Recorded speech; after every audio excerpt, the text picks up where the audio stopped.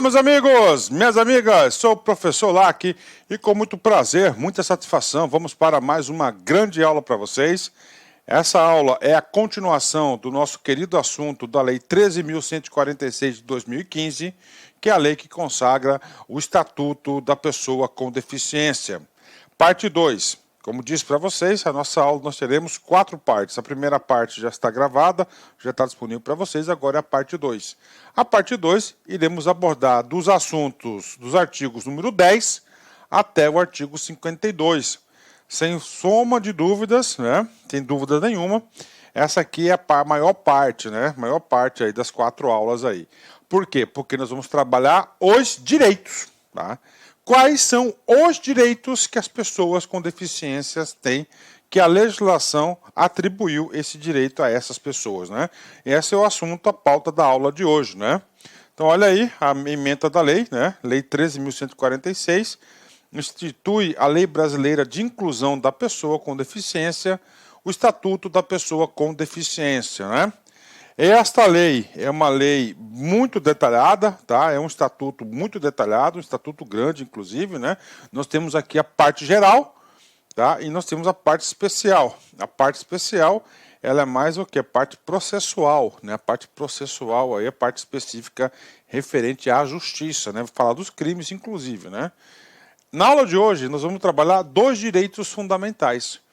Os direitos fundamentais. Na próxima aula, vamos trabalhar da acessibilidade. E, finalmente, a parte especial, nós vamos falar o livro 2 todinho aí para a gente finalizar a parte especial. Quando a gente fala dos direitos fundamentais, você tem que começar a fazer esqueminhas. Tá? Esqueminhas. Tá? Então, essa aula vai falar dos direitos.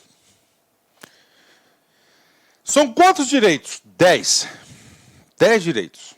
Cada direito, cada bloco, né, cada direito, ele definiu o quê? Um capítulo específico. Então está aqui. São 10 capítulos.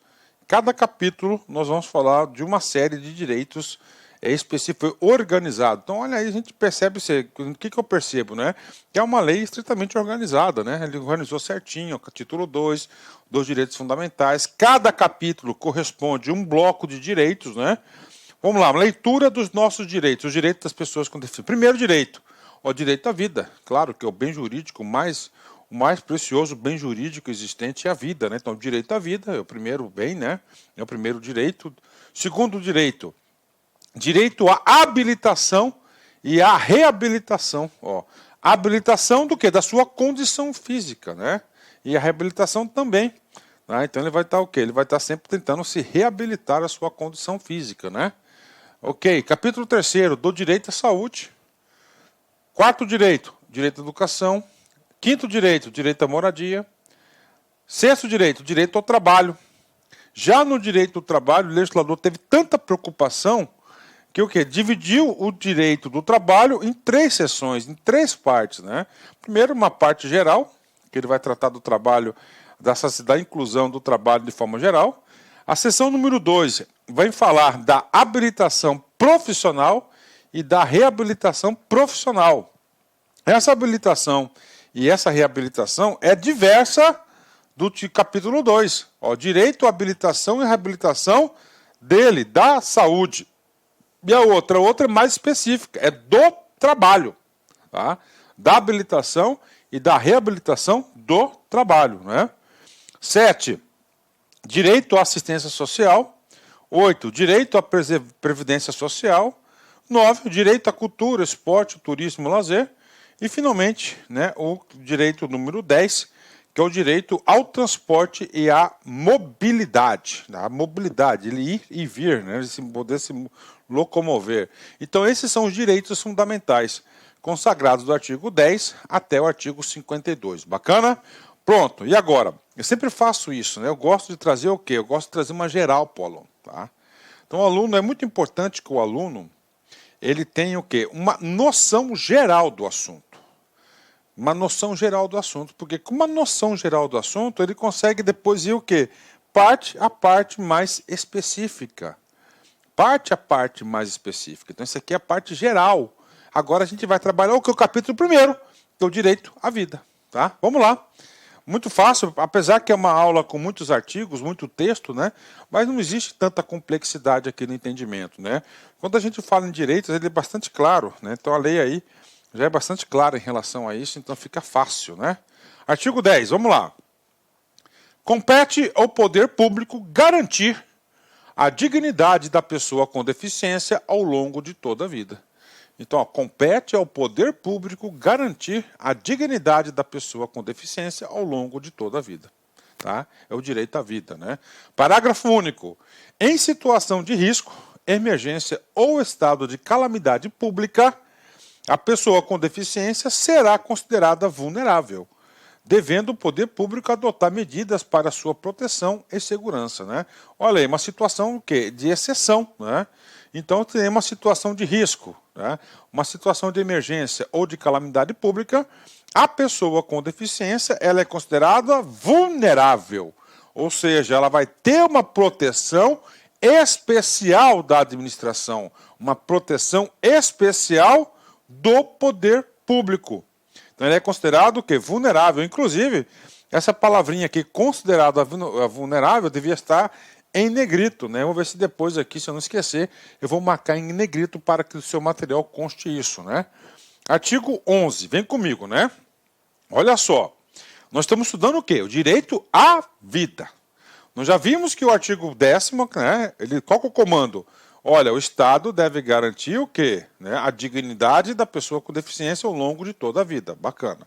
11, vem comigo. Ó, a pessoa com deficiência não poderá ser obrigada a se submeter à intervenção clínica ou cirúrgica, a tratamento ou institucionalização forçada, né? Olha a coisa aí, né? Direito à vida, né? Então, a pessoa com deficiência, ela não será obrigada a se submeter à intervenção cirúrgica. Ela faz se ela quiser. Essa é a regra geral, tá? Vamos lá. Eu vou falar isso porque tem vários comandos na sequência em relação a esse assunto. De novo, a pessoa com deficiência não poderá ser obrigada. Olha, ela tem um direito de escolha quando fala que não poderá ser obrigada. Ela pode recusar, ok? É o direito dela. Quem garante isso? O Estatuto da Pessoa com Deficiência. A se submeter a intervenção clínica ou cirúrgica, a tratamento, né? Ou a institucionalização forçada. Então tem que ter o consentimento da pessoa. Esse é o comando do artigo 11. Vamos lá. Parágrafo único. O consentimento da pessoa com deficiência em situação de curelada poderá ser suprimido na forma da lei. Professor, vem comigo, vamos lá. Para você entender esse parágrafo único, você vai ter que entender o que é situação de curatela, curatela. O que é a situação de curatela? Vamos lá. Curatela, eu tenho um texto aqui que eu separei para vocês, para facilitar o nosso entendimento, é o seguinte. A curatela, que se estabelece por decisão judicial, é uma medida de amparo à pessoa que não tenha condições de reger os atos de sua própria vida civil. Tá? Então, o que é a situação de curatela? Então, a pessoa com deficiência, vamos colocar uma deficiência mental, por exemplo, tá? Ela não tem condições de discernir, tá? E de adotar, de exercer os atos da sua vida civil. Por quê? Porque ela tem uma deficiência mental. Sabendo disso, o Poder Judiciário fala, olha, então eu vou nomear uma pessoa para ser responsável por você. Então, essa pessoa com deficiência, ela passa a estar o quê? Em situação de curatela. Então, o que acontece? Se a pessoa não pode tomar decisão, se você coloca lá o artigo 11, né? Ela não pode tomar decisão.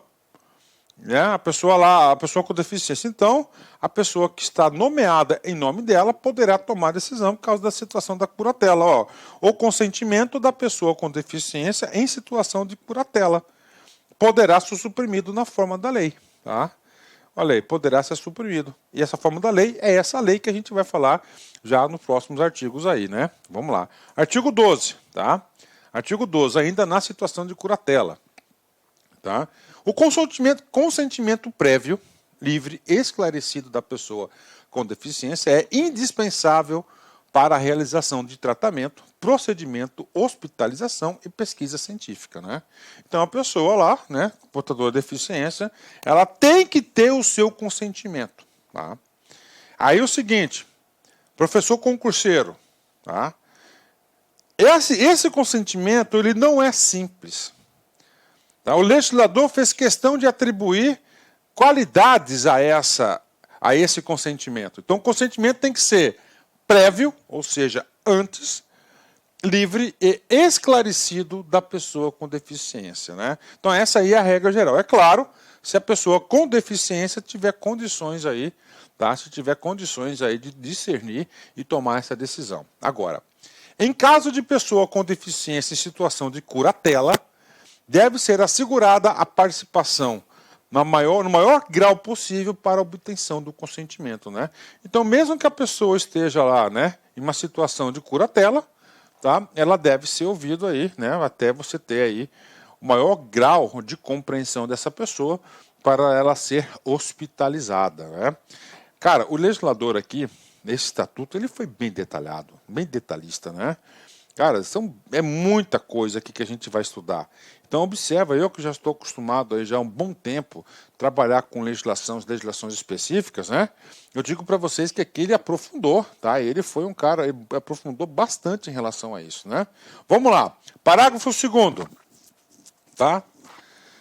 A pesquisa científica envolvendo pessoa com deficiência em situação de tutela ou de curatela deve ser realizada em caráter excepcional, ou seja, né, o que acontece, né? A pessoa portadora de deficiência, né, ela vai ter o quê? Ela poderá ser objeto de uma pesquisa científica. Primeira coisa que você tem que saber, a pessoa com deficiência, ela não é normalmente submetida a pesquisa científica. Ela somente poderá ser submetida a pesquisa científica, atenção, em situação excepcional. Tá? Excepcional, a regra já diz isso. Tá? Claro, vai ter que ter o consentimento dela para a pesquisa científica, mas além disso, para preservar a pessoa com deficiência. Você vai para a pesquisa, mas é o que? Excepcionalidade. Aí eu pergunto para você, o que o legislador, o que a lei pensa no ponto da excepcionalidade? Está aqui. Ó, não é excepcional. Não é regra geral, tá? É excepcional. Ó.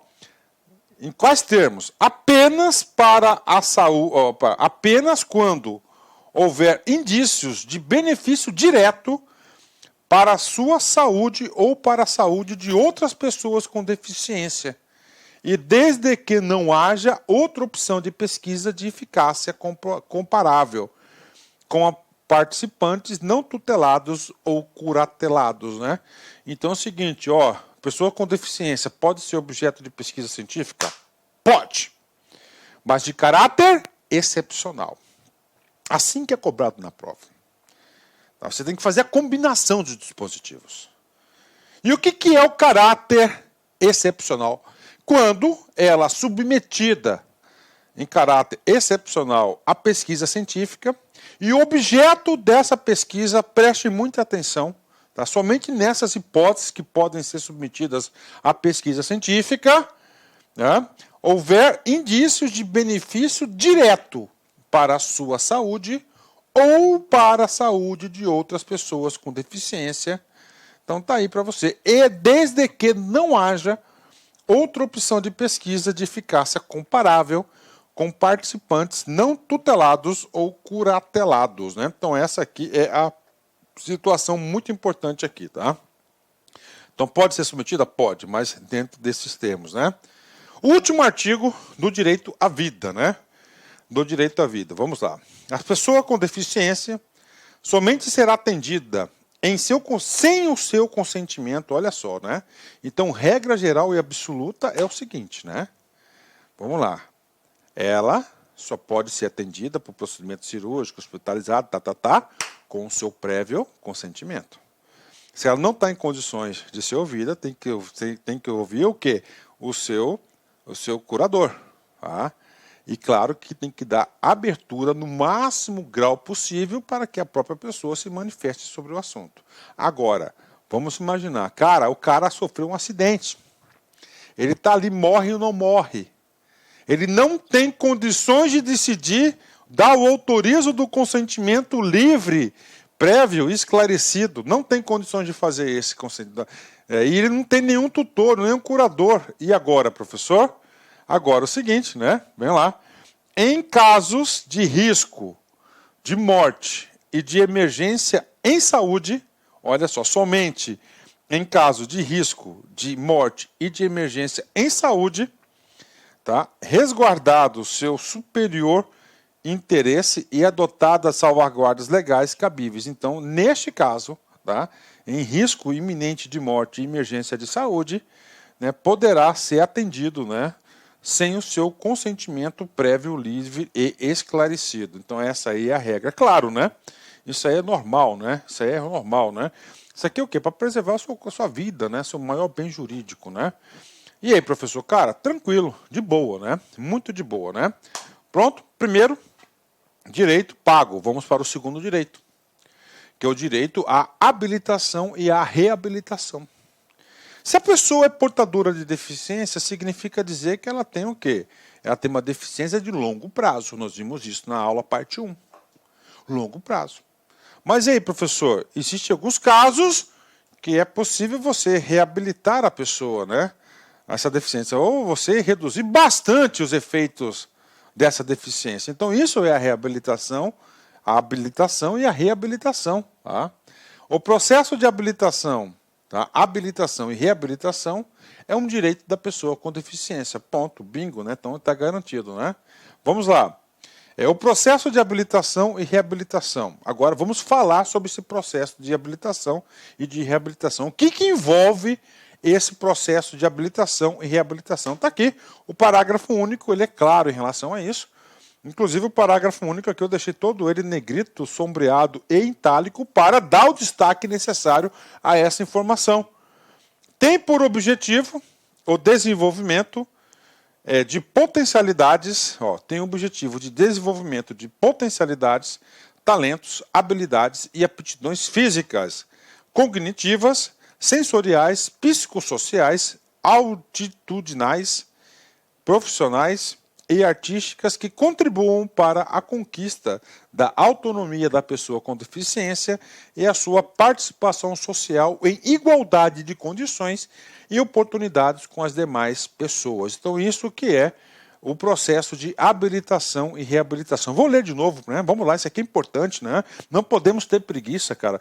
Concurso público passa aquele que consegue fixar mais conteúdo. O que é o processo de habilitação e reabilitação? Tem por objetivo o desenvolvimento de potencialidades, talentos, habilidades e aptidões físicas, cognitivas, sensoriais, psicossociais, atitudinais, profissionais e artísticas, que contribuam para a conquista da autonomia da pessoa com deficiência e de sua participação social em igualdade de condições e oportunidades com as demais pessoas. Ou seja, né, o objetivo que está por detrás disso é muito simples, né?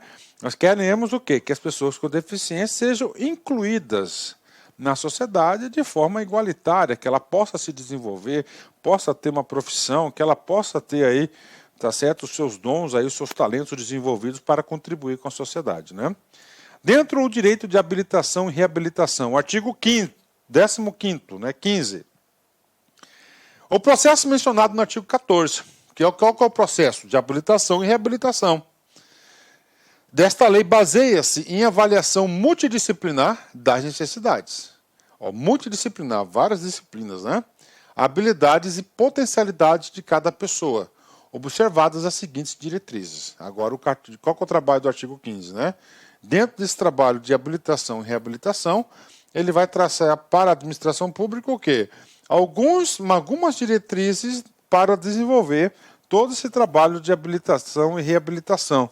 Primeiro, diagnóstico e intervenção precoces. Olha aí, intervenção precoce, aquele o quê?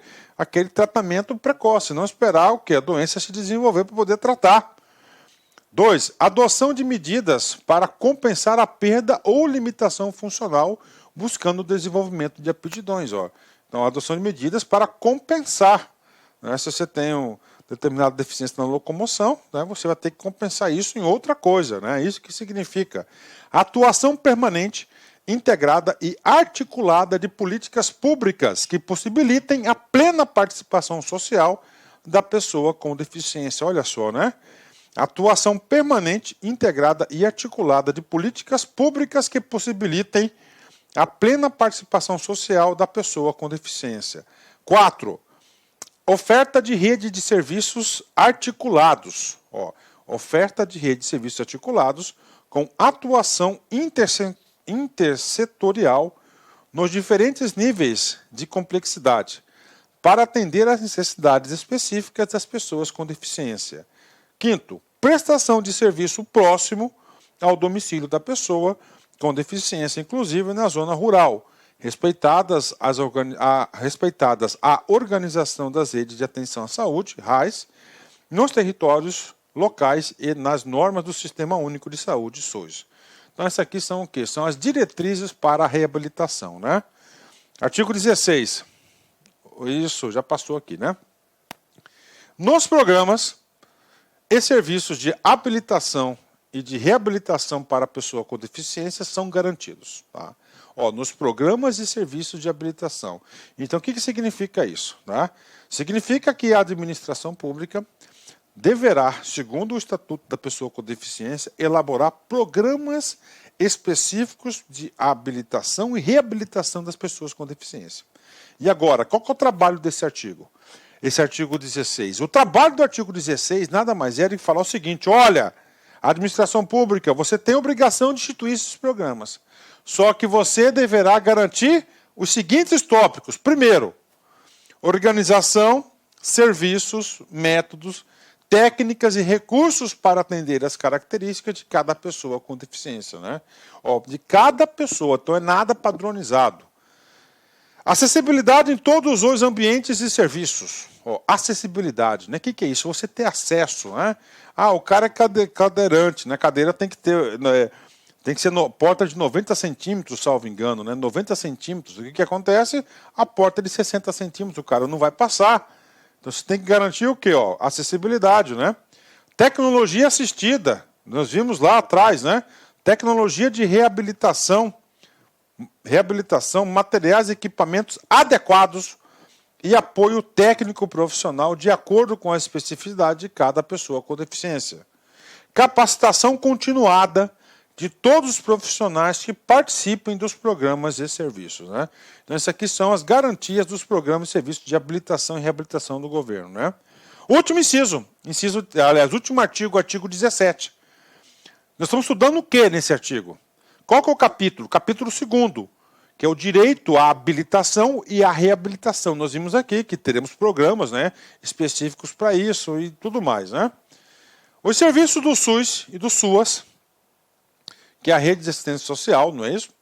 Deverão promover ações articuladas para garantir à pessoa com deficiência e sua família a aquisição de informações, orientações e forma de acesso às políticas públicas disponíveis, com a finalidade de propiciar sua plena participação social. Parágrafo único. Os serviços que tratam o caput deste artigo podem fornecer informações e orientações nas áreas de saúde, educação, cultura, de esporte, de lazer, de transporte, de previdência social, de assistência social, de habilitação, de trabalho, de empreendedorismo, de acesso ao crédito, de promoção, proteção e defesa dos direitos e nas demais áreas que possibilitem a pessoa com deficiência exercer sua cidadania, né?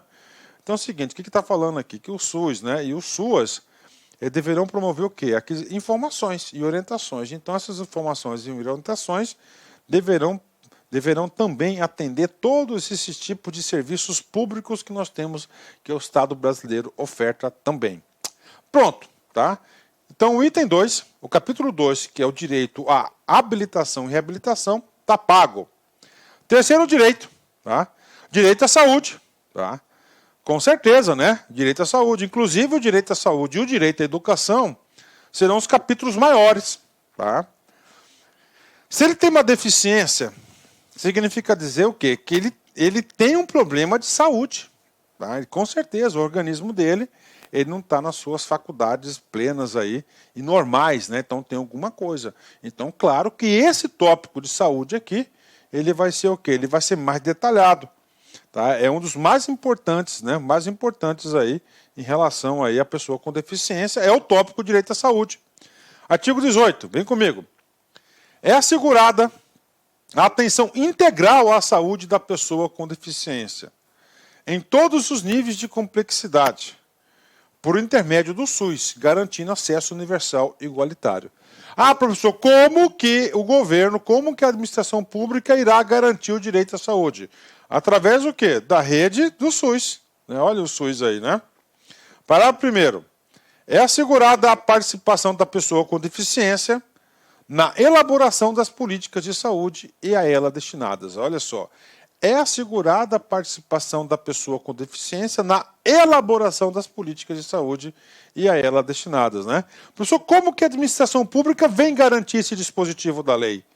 Muito simples, tá? E aí eu falo com uma experiência de gestor público, né? Eu falo para vocês o seguinte, como é que é isso aí? Isso aí funciona da seguinte forma, tá? Isso aí funciona da seguinte forma. Garantindo assento nos conselhos específicos. Então, lá nos conselhos, tem um conselho, né, específico que trata o quê? Das políticas de inclusão social das pessoas com deficiência. Então, ali, com certeza, né, vão dar assento, né, a associações aí de proteção dessas pessoas. Então, elas fazem o quê? Ela assegura. Cara, isso aqui é muito importante, cara. Isso aqui cai em provas. Eu olho assim, eu sou concurseiro profissional. Eu já vejo, é assegurada a participação de pessoas com deficiência na elaboração das políticas de saúde a ela destinadas. É claro que ela vai participar das políticas públicas a ela destinadas, não dos outros. Né? É diferente. 2. É assegurado o atendimento segundo normas éticas e técnicas que regulamentarão a atuação dos profissionais de saúde e contemplarão aspectos relacionados aos direitos e às especificidades da pessoa com deficiência, incluindo temas como sua dignidade e autonomia. Aos profissionais que prestam assistência à pessoa com deficiência, especialmente em serviços de habilitação e reabilitação, deve ser garantida a capacitação inicial ou continuada. Professor, qual que é a preocupação do legislador nesse item, né? É muito simples, né? A preocupação do legislador nesse item é garantir que as pessoas, né, recebam assistência à saúde, tanto habilitação e reabilitação, de pessoas preparadas.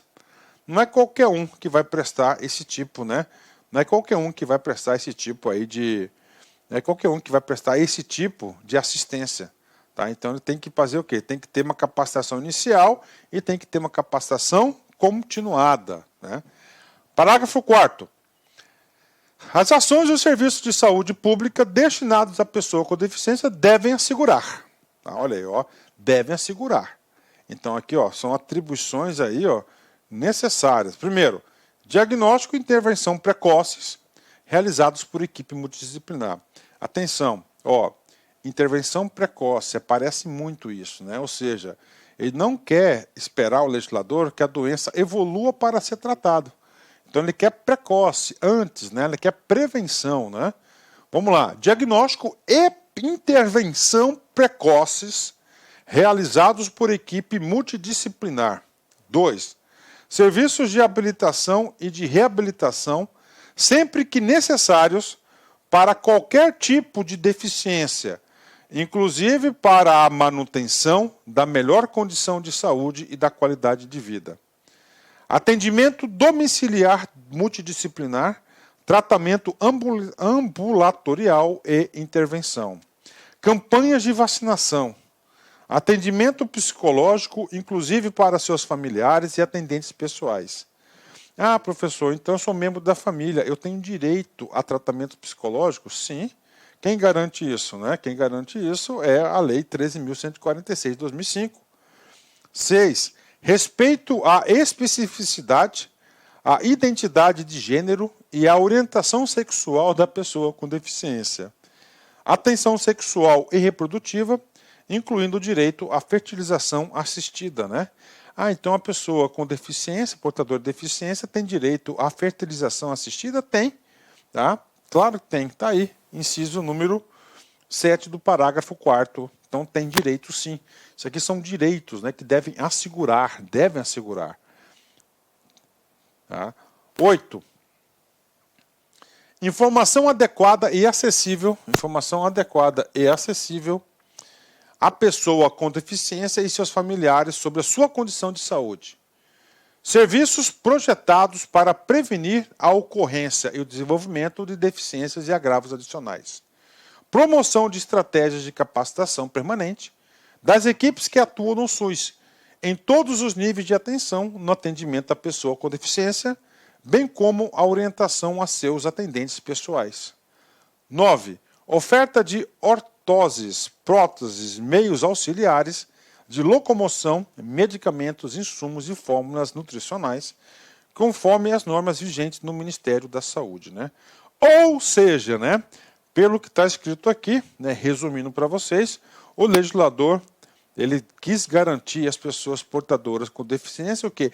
Toda a assistência à saúde necessária que caso ela precise, que ela precise. Então tá aí para vocês. Essa aí é a intenção, ó, muitas coisas, né? OK. Parágrafo número 5º, né? Olha só, presta atenção aqui. Professor, sem ler o parágrafo 5º. Todos esses direitos, todas essas garantias que eu acabei de ler para vocês, deverão ser garantidas através de quem? Do SUS. Beleza. Eu pergunto para vocês. A rede privada é obrigada a atender todos os requisitos que eu acabei de passar para vocês? A rede privada. E, professor, rede privada. Depende. Depende do quê? Depende se a rede privada está recebendo recursos públicos. Se a rede privada recebe recursos públicos, ela tem obrigação também de atender todos esses 11 requisitos aqui do parágrafo 4º do artigo 18. Olha só, parágrafo 5º. As diretrizes deste artigo aplicam-se também a instituições privadas. Atenção. Que participem de forma complementar do SUS ou que recebam recursos públicos para sua manutenção, né? Então, como é que fica o atendimento das pessoas com deficientes na rede deficientes na rede privada? Primeiro, se recebem recursos públicos, né, para isso, e segundo, se elas contribuem com o SUS de forma complementar. Então, neste caso, deverá atender todos esses requisitos, né? Vamos lá. Artigo 19, falando de direito à saúde. Tá? Gente, direito à saúde e direito à educação são os maiores direitos, claro, né? Por quê? Porque direito à saúde, cara, o cara já tem uma deficiência de longo prazo. Né? Muitas das vezes para sempre. Tá? Para sempre. E aí, professor? Aí não tem jeito, cara, né? Aí não tem jeito. Aí o que acontece daí? Aí o cara vai precisar realmente da saúde, né? Vamos lá. Compete ao SUS desenvolver ações destinadas à prevenção de deficiências por causas evitáveis, inclusive por meio de. Então, olha só que coisa interessante, né? Então, o SUS aqui, ó, tem a obrigação de desenvolver ações destinadas à prevenção de deficiências. Ó, causas evitáveis. Então, tem que ser preventivo, né? Tem que evitar que aumente o número de pessoas com deficiência, né? Inclusive por meio de, aqui vão ser ações aqui bem específicas e muito interessantes, ó. Acompanhamento da gravidez, do parto e do puerpério, com garantia de parto humanizado e seguro. Olha aí, né? A gestação, né? Promoção de práticas alimentares adequadas e saudáveis. Vigilância alimentar e nutricional. Prevenção, cuidado integral dos agravos relacionados à alimentação e à nutrição da mulher e da criança. Aprimoramento e expansão dos programas de imunização e de triagem neonatal. Identificação e controle da gestante de alto risco. Né? Ó, identificação e controle da gestante de alto risco. Então nós temos aí as competências do SUS, né? Muito bom esse cara aqui. Bacana, gente, entender aqui, ó. Tá? Então o SUS, ele tem o quê? Ele tem que se preocupar. E eu chamo esse artigo 19 aqui das grávidas, das gestantes. Tá? Olha, acompanhamento da gravidez. Por quê? Porque na gravidez pode ter uma complicação que ela podia ser evitada e pronto, você já condenou a vida de uma pessoa para o resto da vida. Tá? Artigo 20. As operadoras de planos e seguros privados de saúde são obrigadas a garantir à pessoa com deficiência, no mínimo, todos os serviços e produtos ofertados aos demais clientes. Né? Olha só, então os planos de saúde são obrigados a garantir, sem custo adicional, sem nada, no mínimo todos os serviços aos demais clientes. Não é só porque ela tem uma condição diferente, tá, que ela não vai receber o serviço. Artigo 21. Quando esgotados os meios de atenção à saúde da pessoa com deficiência, no local de residência, será prestado o atendimento fora de domicílio, para os fins de diagnóstico e tratamento garantidos, o transporte, a acomodação e a pessoa com deficiência e seu acompanhante. Muito legal, né, cara? Olha só. Quando esgotados os meios de atenção à saúde, a pessoa com deficiência no local aqui da sua residência. Então ela está numa cidade do interior, por exemplo, tá, recebendo lá. O que acontece? Ali o aparelho público de saúde e privado também não tem condições de atender essa pessoa com deficiência. Então, o artigo 21 da lei, sabiamente, vai garantir para ele um grande direito à saúde. Então o que vai acontecer? Vai garantir que ele seja atendido em outro centro, com todas as despesas pagas. Isso que está escrito aqui. Ó. Será prestado atendimento fora do domicílio, ou seja, fora do local que ele reside, para fins de diagnóstico. Então ele pode ir lá fazer um diagnóstico, tá? Um exame, tratamento, garantidos os transporte e acomodação da pessoa com deficiente e de seu acompanhante. Olha aí, né? Então ele vai sair do seu município, ele vai para outro município, o SUS irá custear o seu transporte, tá? Acomodação e, além disso, também, claro, do seu acompanhante. Então isso aí é o SUS. Então o artigo 21 é um grande direito para as pessoas portadoras de deficiência. Artigo 22. A pessoa com deficiência internada ou em observação é assegurado o direito a acompanhante ou atendente pessoal. Professor, o que é isso? Nós vimos lá na primeira parte da aula. Acompanhante ou atendente pessoal. Acompanhante que está acompanhando. É claro que o atendente pessoal pode ser o acompanhante. Nós vimos isso, né? Então ele tem o direito, quando ela é internada, né? Devendo o órgão ou instituição de saúde proporcionar condições adequadas para a permanência em tempo integral. Então ele vai ter que atender lá o acompanhante em tempo integral. Na impossibilidade de permanência do acompanhante ou do atendente pessoal junto à pessoa com deficiente, cabe ao profissional da saúde responsável pelo tratamento justificá-la por escrito. Professor, o que diz o parágrafo primeiro? É uma exceção, né? Brasil velho, né? Sempre com as exceções, né? O jeitinho, né? O caput do artigo 22 falou o seguinte: em caso de internação, a pessoa tem direito ao acompanhante ou atendente pessoal. Beleza? Está lá, um direito. Né? Isso de forma integral. Condições adequadas para a permanência em tempo integral. Aí ele vai em parágrafo primeiro. Olha, para aí. Infelizmente, aqui nós não temos condições de acomodar, de receber o acompanhante ou atendente pessoal. Aí falou, beleza, mas você vai ter o quê? Que justificar por escrito. Justificá-la por escrito pode estar na sua prova. Parágrafo 2º. Na hipótese de ocorrência da impossibilidade prevista no parágrafo 1º deste artigo, o órgão ou a instituição de saúde deve adotar as providências cabíveis para suprir a ausência da acompanhante ou atendente pessoal. Então, o que acontece? Ocorreu, né, aquilo ali.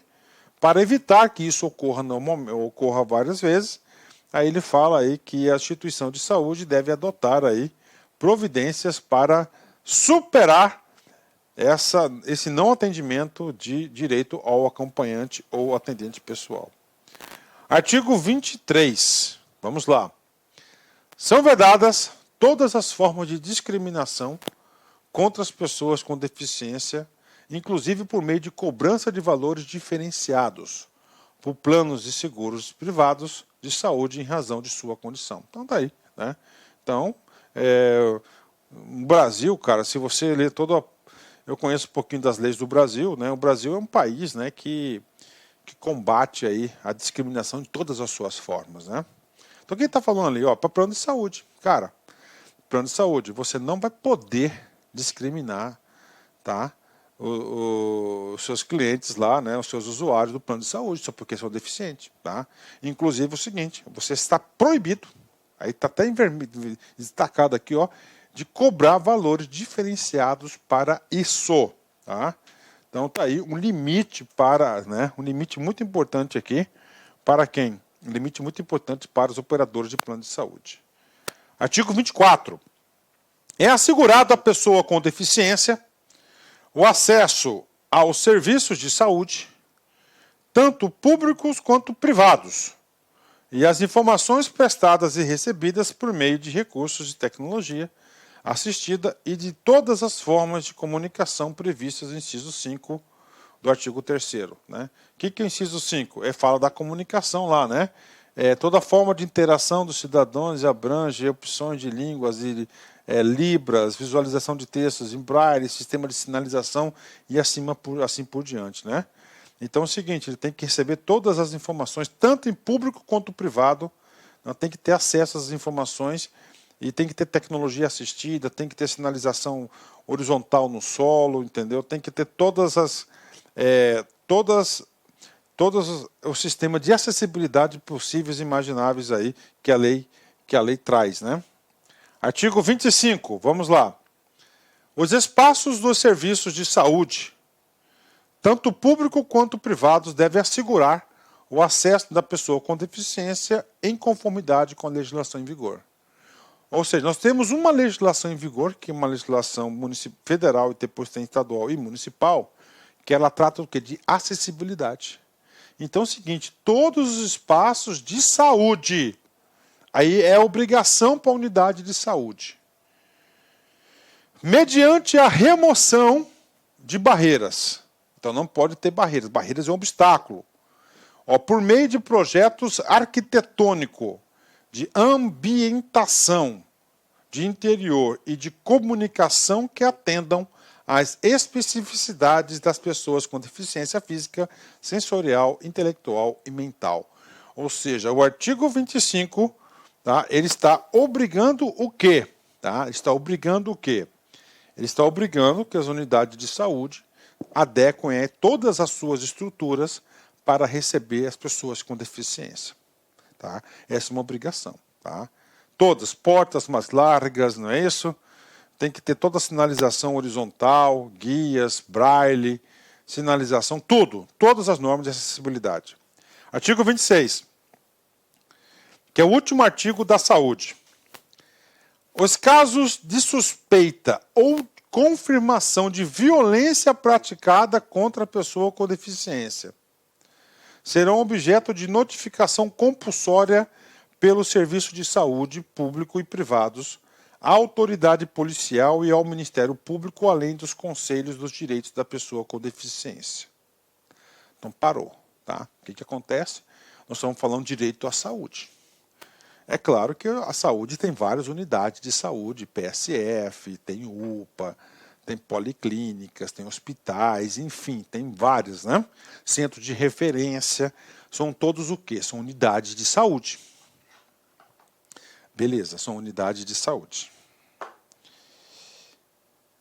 Se um médico, por exemplo, atende uma pessoa portadora com deficiência, e essa pessoa com deficiência, tá? E tem algum indício de violência, suspeita ou confirmação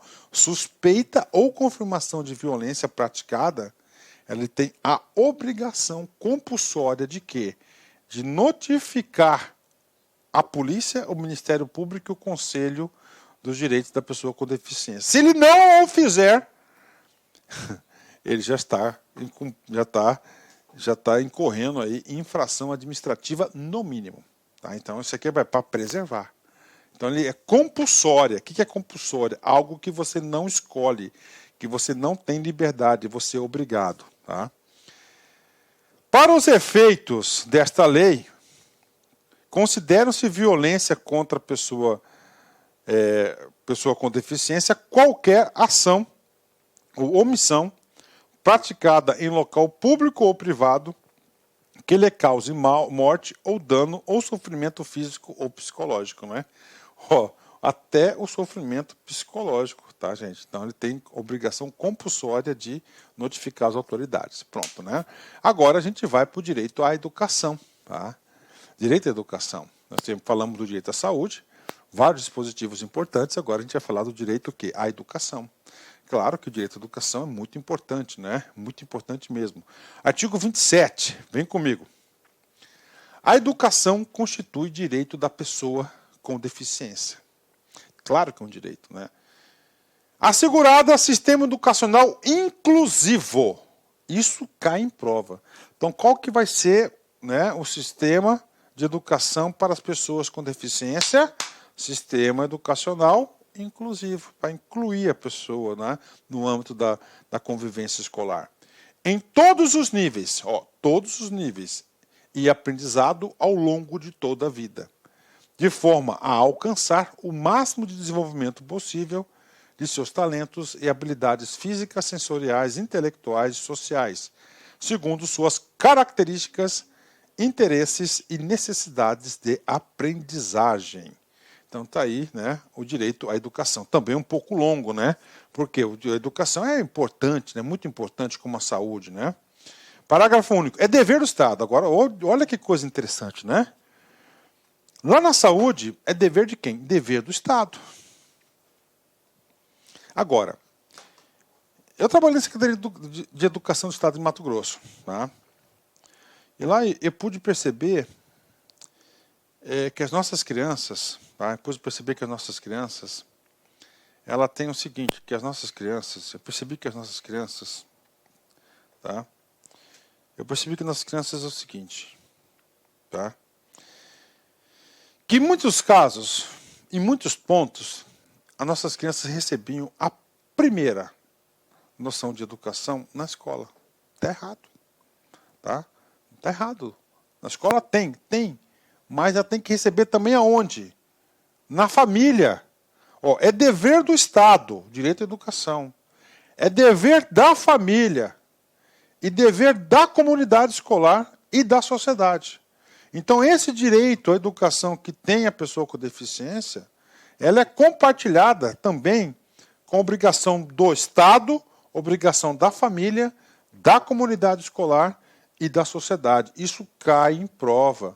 O cara vai falar que é só dever do Estado, está errado. É dever do Estado, dever da família, dever da comunidade escolar e da sociedade.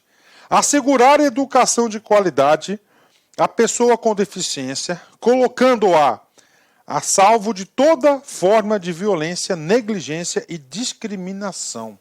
Então isso aqui é dever de quê? De todos. Vou falar de novo. Colocando-a salvo de toda forma de violência, negligência e discriminação. Tá? E discriminação. Artigo 28. Incumbe ao poder público assegurar, criar, desenvolver, implementar, incentivar, acompanhar e avaliar. Tá? Nós estamos falando que é um ambiente educacional. Tá? O que vamos lá, olha as suas obrigações. Criar, desenvolver, assegurar, criar, desenvolver, implementar, incentivar, acompanhar e avaliar. 1. Sistema educacional inclusivo, em todos os níveis e modalidades, bem como aprendizado ao longo de toda a sua vida. O que ele fala nessa parte final? Ao longo de toda a sua vida. Significa dizer que não é apenas naquele momento, entendeu? Naquele momento dos ciclos escolares. Caiu da escola, acabou, não. Ele vai perpetuar ao longo de sua vida, né? Fechou. Aprimoramento dos sistemas educacionais, visando a garantir condições de acesso, permanência, participação e aprendizagem, por meio da oferta de serviços e de recursos de acessibilidade, que eliminem as barreiras e promovam a inclusão plena.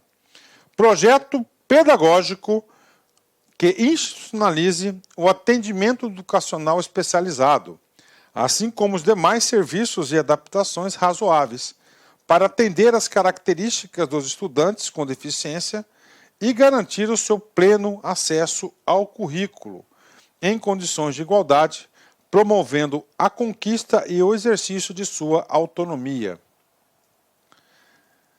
Oferta de educação bilíngue em Libras, como a primeira língua e na modalidade escrita da língua portuguesa, como a segunda língua em escolas e classes bilíngues, em escolas inclusivas, né? Então, olha, educação bilíngue em Libras, né? Primeira língua, língua portuguesa, e a segunda, né, é a segunda língua em escolas e classes bilíngues, em escolas inclusivas, né? Então, bilíngue, são duas línguas, né? Então, vai ter o português e outra língua, né? E tem que garantir isso em Libras, né?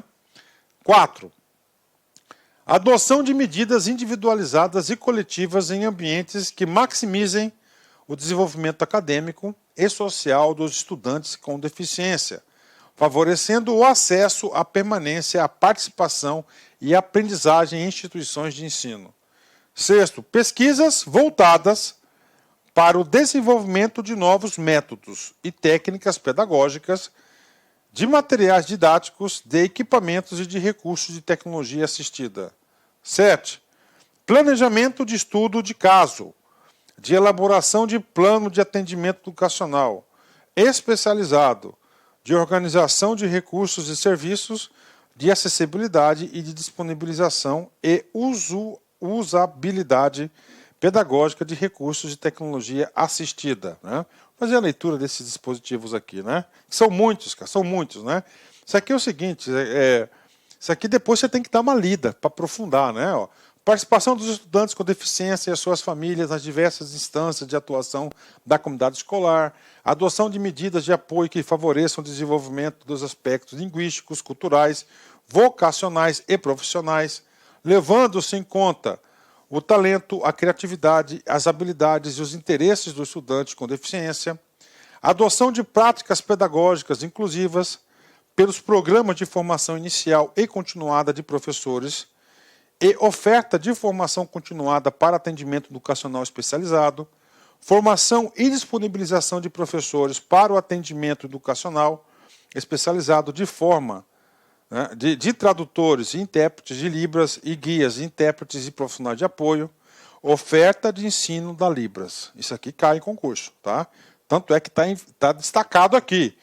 Oferta de ensino da Libras, do sistema Braille e do uso de recursos de tecnologia assistida, de forma a ampliar habilidades funcionais dos estudantes, promovendo a sua autonomia e participação, né?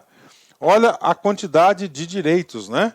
Ó, acesso à educação superior e à educação profissional e tecnológica de igualdade de oportunidades e condições com as demais pessoas, inclusão em conteúdos curriculares, em cursos de nível superior e educação profissional técnica e tecnológica de temas relacionados à pessoa com deficiência, nos respectivos campos do conhecimento, acesso às pessoas com deficiência e igualdade, em igualdade de condições a jogos e atividades recreativas, esportivas de lazer no sistema escolar, acessibilidade para todos os estudantes, trabalhadores da educação e demais integrantes da comunidade escolar, às edificações, aos ambientes, às atividades concernentes a todas as modalidades, etapas e níveis de ensino, oferta de profissionais de apoio escolar, articulação intersetorial na implementação das políticas públicas, né?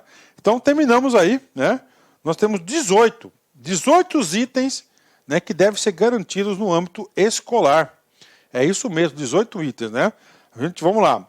Parágrafo primeiro. O que é o parágrafo primeiro? Eu vou falar, professor, quais desses itens que a rede privada de ensino deverá atender? Está aqui. O legislador pensou isso. Todos os itens, os 18 itens, são para quem? São para o atendimento nas escolas públicas. Há instituições privadas de qualquer nível e modalidade de ensino, aplica-se obrigatoriamente o disposto nos incisos 1, 2, 3, 5, 7, 8, 9, 10, 11, 12, 13, 14, 15, 16, 17, 18 do caput deste artigo, sendo vedada a cobrança de valores adicionais de qualquer natureza em suas mensalidades, anuidades e matrículas no cumprimento dessas determinações. Parágrafo 2º. Na disponibilização de tradutores e intérpretes de Libras, a que se refere o inciso 9, no caput desse artigo, deve observar o seguinte. O que acontece? Aqui é o inciso 11. Libras, né? Então nós temos que ter o quê? Tem que oferecer Libras. Tá? Inclusive essa questão de Libras aí, né? Que é aquela comunicação, né? Certo? Eu não conheço essa linguagem aí. Isso aí abriu um campo de mercado muito grande. Eu conheço muitas pessoas que fizeram aí, muitas pessoas aí que se habilitaram em Libras, né? Muitas pessoas mesmos, né? Vamos lá. 2. Vamos lá. Libras, né? Ó, tradutores e intérpretes da Libras atuantes na educação básica devem, no mínimo, possuir ensino médio completo e certificação de proficiência na Libras. Os tradutores e intérpretes da Libras, quando direcionados à tarefa de interpretar nas salas de aula, dos cursos de graduação e pós-graduação, devem possuir nível superior, com habilitação prioritariamente em tradução e interpretação em Libras. Né? Artigo 30. Você viu como é longo a questão da educação? Então, direito à educação e direito à saúde são os dois mais longos, né? No processo seletivos para ingresso de permanência de cursos oferecidos pelas instituições de ensino superior e de educação profissional e tecnológica, públicas e privadas, devem ser adotadas as seguintes medidas. Atendimento preferencial à pessoa com deficiência na dependência das instituições de ensino, ou seja, atendimento prioritário. Então, toda em qualquer situação, ele terá direito a tratamento prioritário, preferencial. 2. Disponibilização de formulário de inscrição de exames com campos específicos para que o candidato com deficiência informe os recursos de acessibilidade e de tecnologia assistiva necessários para a sua participação. Então ele vai ter lá, precisa de ajuda, né? Isso acontece muito em concurso público, inclusive, né? Disponibilização de provas em formatos acessíveis para atendimentos às necessidades específicas do candidato da deficiência. 4. Disponibilização de recursos de acessibilidade e de tecnologia assistiva adequados previamente solicitados e escolhidos pelo candidato com deficiência. Né? Tem mais, professor? Tem mais. Dilação de tempo, conforme demanda apresentada pelo candidato com deficiência, tanto na realização do exame para a seleção quanto nas atividades acadêmicas, mediante prévia solicitação e comprovação de necessidade. Então, lá na atividade, por exemplo, tanto exames quanto atividades acadêmicas, né? Então, vamos lá, a tarefa é para 30 minutos. Então, a pessoa com deficiência ele poderá solicitar com antecedência o quê? Dilação de prazo, tá? Dilação de tempo, mais tempo para ele. Só que ele tem que fazer o seguinte, ele tem que solicitar antes, tá? E, além disso, comprovar a necessidade. Tá? Então, isso aí pode cair na prova também. Adoção de critérios de avaliação das provas escritas, discursivas ou de redação que considerem a singularidade linguística da pessoa com deficiência do domínio da modalidade escrita da língua portuguesa, tradução completa do edital e das suas retificações em Libras. Tá aí. Então tem que ter a tradução literal em Libras, né? Pronto. Terminamos aí, né, o maior direito de todos, que é o direito à saúde, né? E a educação também. Agora a gente vai para o direito número 5, que é o direito à moradia. Tá? Direito à moradia também é um direito garantido pelo Estatuto da Pessoa com Deficiência. Então vamos lá, vamos direto ao direito da moradia, né? 31. A pessoa com deficiência tem o direito à moradia digna, no seio da sua família natural ou substituta, com seu cônjuge ou companheiro ou desacompanhada, ou em moradia para a vida independente da pessoa com deficiência ou ainda em residência inclusiva. Olha o direito, né? Inclusive, residência inclusiva. Cara, o principal ponto aqui do direito da moradia, na minha opinião, é que o governo, a lei vai garantir para você, a gente vai falar isso para você. Ai, desculpa, gente, perdão, tá? Perdão aí, tá? Perdão. Então é o seguinte, ó, que vai... Temos vários programas, né? Minha Casa Minha Vida, não sei o quê, Morar, vários projetos e programas aí, municipais, estaduais e federais. O que o Estatuto trouxe de importante nesse ponto? 3% das residências deverão ser destinadas a esse público aqui. Então, esse aqui nós vamos regulamentar. Claro que a residência tem que ser inclusiva. O que é algo inclusivo? Você tem que acolher, incluir essa pessoa. Você não pode afastar. Isso tanto na saúde, tanto na educação, tanto na moradia, em todos os outros direitos. Né? A inclusão. Né? Parágrafo 1º. O poder público adotará programas e ações estratégicas para apoiar a criação e a manutenção da moradia para a vida independente da pessoa com deficiência. Então, olha aí, né? O poder público, ele quer o quê? Ele quer proporcionar uma moradia independente, quer dar independência para essa pessoa, né? A proteção integral na modalidade de residência inclusiva será prestada no âmbito do SUAS. A pessoa com deficiência em situação de dependência que não disponha de condições de autossustentabilidade com vínculos familiares fragilizados ou rompidos, né? Então, a pessoa com deficiência que tem vínculos familiares fragilizados, rompidos, né, não tem condições de autossustentabilidade, né, vai ser objeto de uma política pública de inclusão aí de residência do SUAS, né? Artigo 32, né? Vem comigo aqui. Ó, nos programas habitacionais públicos ou subsidiados com recursos públicos, então, onde houver dinheiro público, atenção, a pessoa com deficiência ou o seu responsável goza de prioridade na aquisição de imóvel. Então, ele tem prioridade. Para a moradia própria, observado o seguinte. Então, ele tem o que? Prioridade. Primeira prioridade dele. Reserva de, no mínimo, 3% das unidades habitacionais para a pessoa com deficiência. Então, ele tem direito, no mínimo, uma reserva de vagas às moradias habitacionais de 3%. 3%. Tá aí. Cara, cai demais. Isso cai muito. Muito. O cara tem que saber o percentual. Em caso de edificação multifamiliar, prédios, por exemplo, edifícios, tá? Cara, o deficiente tem toda uma preparação para recebê-lo. Tá? O deficiente, você tem que fazer o seguinte, né? Você tem que ter obras e infraestruturas, né, aptas para a sua locomoção, né? Rampas de acesso, questão da comunicação, questão dos guias, entendeu? Das portas, tudo. Então é o seguinte, vamos lá. Um residencial com 20 unidades, né, de 4 andares, por exemplo, né? Olha só, essa acessibilidade é feita em todo o prédio? Não. Garantia de acessibilidade nas áreas de uso comum.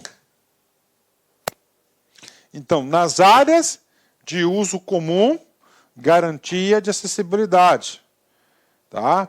Rampas, aqueles guias para os cegos, né, para não sei o que lá, aqueles amarelinhos que aparece, comunicação. Então, nas áreas comuns, são obrigadas. E aonde? E nas unidades habitacionais no piso térreo. Então, os apartamentos das unidades habitacionais do piso térreo, elas têm o quê? Elas já têm uma acessibilidade para recebê-los. Tá? E de acessibilidade ou de adaptação razoável nos demais pisos. Né? Então, tem uma acessibilidade, né, razoável nos demais pisos. Ok? Bacana, isso cai em prova, cara. Disponibilização de equipamentos urbanos comunitários acessíveis. elaboração de especificações técnicas no projeto em que permitam a instalação de elevadores, né? Então já tem uma previsão dos elevadores, né? E o parágrafo primeiro, professor? O parágrafo primeiro, tá? É para evitar o famoso golpe, tá?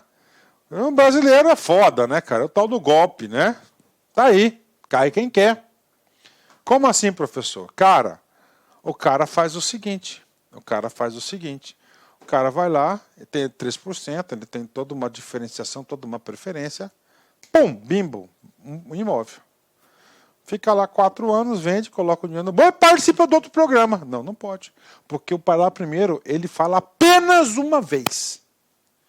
Tem que dar chance para outros, correto. O direito à prioridade previsto no caput deste artigo será reconhecido à pessoa com deficiência beneficiária apenas uma vez. Na sua prova não vai estar uma vez. Vai falar quantas vezes for necessário. Poderá ser 3 vezes. Não, é apenas uma vez. Nos programas habitacionais públicos, os critérios de financiamento devem ser compatíveis com os rendimentos da pessoa com deficiência ou de sua família. É claro que tem que ter o quê? Uma compatibilidade de remuneração, claro, né? Óbvio, né? Caso não haja pessoa com deficiência interessada nas unidades habitacionais, reservadas por força do disposto no inciso 1, que é 3%, deste artigo, as unidades não utilizadas serão disponibilizadas às demais pessoas. Claro, isso aqui é igual vaga de concurso, né? Reserva lá 10% das vagas, por exemplo, de um determinado concurso, tá? E aí não preenche. Beleza, bingo. Vai ficar vago? Não, passa para o geral. Mesma coisa aqui, tá? Mas a prioridade é as pessoas com deficiência, né? Ok. Artigo 33, último artigo do direito da pessoa com deficiência, né? O poder público compete adotar providências necessárias para o cumprimento do disposto, artigo 31 e 32. Óbvio, né? Divulgar para os agentes interessados e beneficiários a política habitacional prevista na legislação federal, estadual, distrital e municipais, com ênfase nos dispositivos sobre acessibilidade. Então tá aí bacana, sem muito impacto no nosso concurso, né? E agora a gente vai falar de um outro direito, né? Um direito muito importante, que é o direito ao trabalho, tá? É claro, né? Eu acho que o trabalho, cara, eu sempre falo que o trabalho é a dignificação do homem, do ser humano, né? Eu amo trabalhar, tá? Eu amo trabalhar, eu amo ter a mente ocupada. Então, cara, trabalho para mim não é nem um direito, cara. Para mim é uma sobrevivência de vida. Eu gosto de trabalhar, tá? Essa é a minha concepção. Eu fico pensando na pessoa lá que tem limitações, cara. É claro que o acesso ao trabalho será o quê? Será mais dificultado, vai ser pior. Desculpa, pessoal. E aí, o legislador está tentando o máximo possível, tá? O legislador está tentando o máximo possível tratar de forma igualitária, sem o quê? Sem discriminar, dar chances, oportunidades para que ele possa prover o próprio sustento, né? Dar condições. E como o trabalho é muito importante, o legislador, nesse tópico, ele dividiu o capítulo 6º, que é do direito ao trabalho, em 3 seções, em 3 partes. Seção com CH é partes. Ó, disposições gerais é a primeira, que a gente vai tratar agora, né? Da habilitação profissional e da reabilitação profissional vai ser a seção 2. E a seção 3, da inclusão da pessoa com deficiência no trabalho, né? A inclusão. Vamos lá, disposições gerais. Artigo 34, para quem não sabe, o número da sorte é o número 34.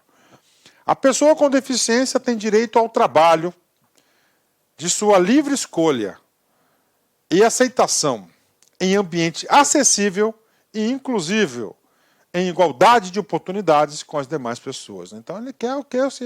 Ele quer o quê? Ele quer um ambiente inclusivo, dada a sua portabilidade, né? E claro, ele quer igualdade, ele quer trabalhar, ele não quer ser tratado de forma diferente, né?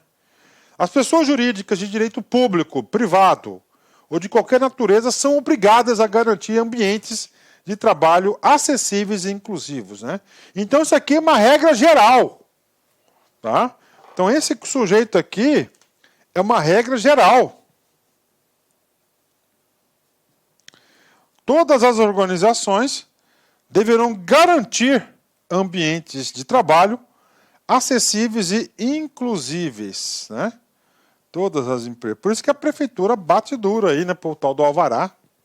Ela bate duro mesmo, né? Então tá aí. Na prova não vai falar que das empresas privadas, vai falar somente que é o poder público, né? E aí aqui eu vou mais longe, vou ser bastante audacioso, né? Porque eu tenho empresa, né? Eu sou empresário já há algum tempo, né? Estou nessa vida, né? E gosto também. As empresas, o setor privado, eles são muito mais cobrados que o setor público. No setor privado, você está lá, se você não tem escada, não tem corrimão, pá, canetada para você, notificação, tanto dia para você fazer o troço lá. Você vai em várias repartições públicas, mas as antigas, ó. Cara, e não vai lá notificar os caras, meu, só no privado. Tá? Pô, ô louco. A pessoa com deficiência tem direito em igualdade de oportunidades com as demais pessoas, às condições justas e favoráveis de trabalho, incluindo igual remuneração por trabalho de igual valor. Olha aí, gente, questão de prova, né? Então, se é de igualdade de oportunidades e condições, é claro que a remuneração tem que ser de trabalho igual. Óbvio, né? Vamos lá. Parágrafo 3º. É vedada a restrição ao trabalho de pessoa com deficiência e qualquer discriminação em razão de sua condição, inclusive nas etapas de recrutamento, seleção, contratação, admissão, exames admissional e periódico, permanência no empregado, ascensão profissional e reabilitação profissional, bem como exigência de aptidão plena. Tá aí. Então ele quer o quê? Igualdade. Professor, tá bom. Bonito. Determinada pessoa resolve peitar isso. E agir de forma discriminativa. Discriminar a pessoa com deficiência. Está aqui. Discriminar a pessoa com deficiência. E aí?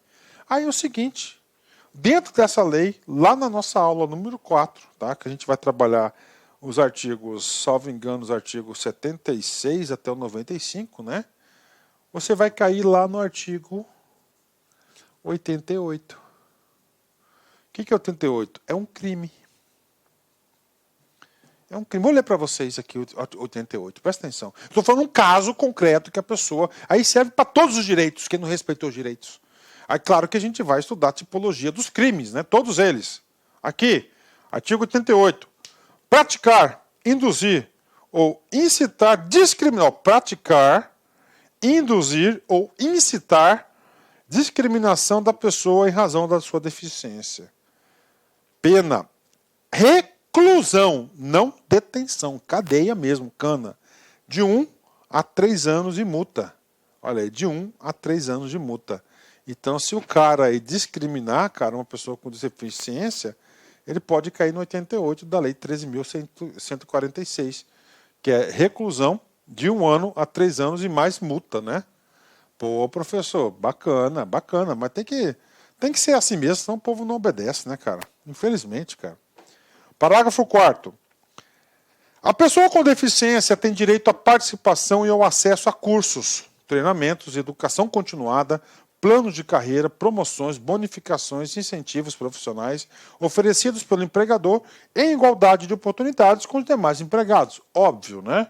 É garantida aos trabalhadores com deficiência acessibilidade em cursos de formação e de capacitação. Também, né?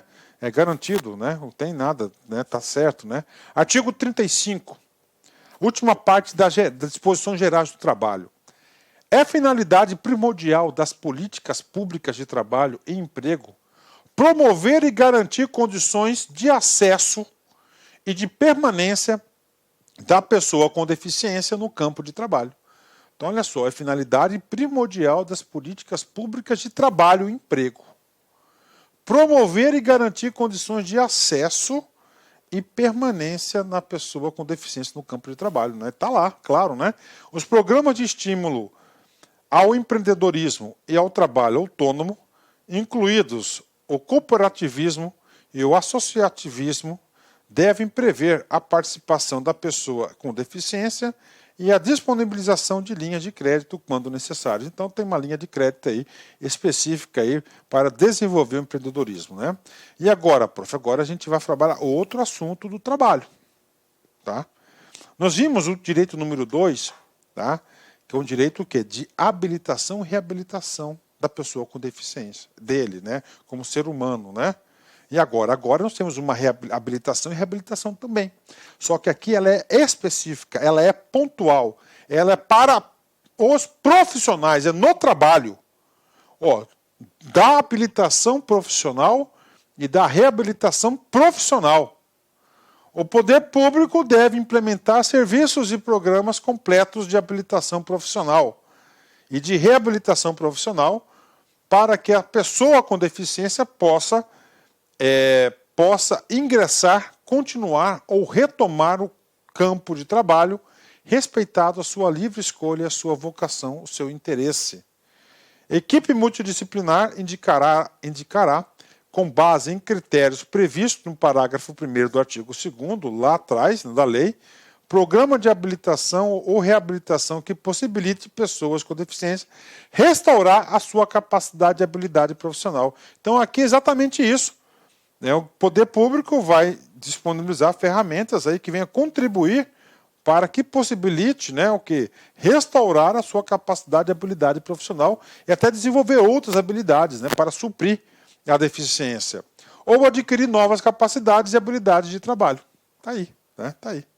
A habilitação profissional corresponde ao processo destinado a propiciar à pessoa com deficiência a aquisição de conhecimentos, habilidades e aptidões para o exercício de profissão ou de ocupação, permitindo nível suficiente de desenvolvimento profissional para o ingresso no campo do trabalho. Então isso aí vem a ser o conceito da reabilitação aí profissional, da habilitação profissional, né? Vamos lá, vamos continuar, né? Vários incisos aqui. Os serviços de habilitação profissional, de reabilitação profissional e de educação profissional devem ser dotados de recursos necessários para atender toda a pessoa com deficiência, independente da sua característica específica, a fim de que ela possa ser capacitada para o trabalho, que ele seja adequado e ter perspectiva de obtê-lo, de conservá-lo e de nele progredir. Os serviços de habilitação profissional e de reabilitação profissional e de educação profissional deverão ser oferecidos em ambientes acessíveis e inclusivos. A habilitação profissional, a reabilitação profissional devem ocorrer articuladas com as redes públicas e privadas, especialmente de saúde, de ensino, de assistência social, em todos os níveis e modalidades, em entidades de formação profissional ou diretamente com o empregador. Tá? Isso aqui eu estou fazendo a leitura aqui, só para a gente finalizar aqui. A habilitação profissional pode ocorrer em empresas por meio de prévia formalização do contrato de emprego da pessoa com deficiência que será considerada para o cumprimento da reserva de vagas prevista em lei, desde que, por tempo determinado, e concomitantemente com a inclusão profissional da empresa, observando o disposto regulamentado. A habilitação profissional e a reabilitação profissional atenderão a pessoa com deficiência. Ok, Então tá aí para vocês aí. Vamos lá. Último tópico, da inclusão da pessoa com deficiência. Tá? O último tópico do direito ao trabalho. Então tem as disposições gerais. Tem um tópico específico para habilitação e reabilitação profissional. E agora a gente vai tratar do quê?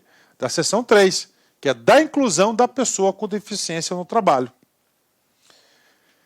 Constitui modo de inclusão da pessoa com deficiência no trabalho. A colocação competitiva... Parou. Isso pode cair na prova de vocês, Carol. Olha só, gente, olha só. Inclusão da pessoa com deficiência. Então ele quer o quê? Ele quer deixar essa pessoa com deficiência na colocação competitiva por vaga. Em igualdade de oportunidades com as demais pessoas, nos termos da legislação trabalhista e previdenciária, na qual devem ser atendidas as regras de acessibilidade, o fornecimento de recursos de tecnologia assistiva e adaptação razoável no ambiente de trabalho. Parágrafo único. Ele vem definir o quê? O que vem a ser o quê?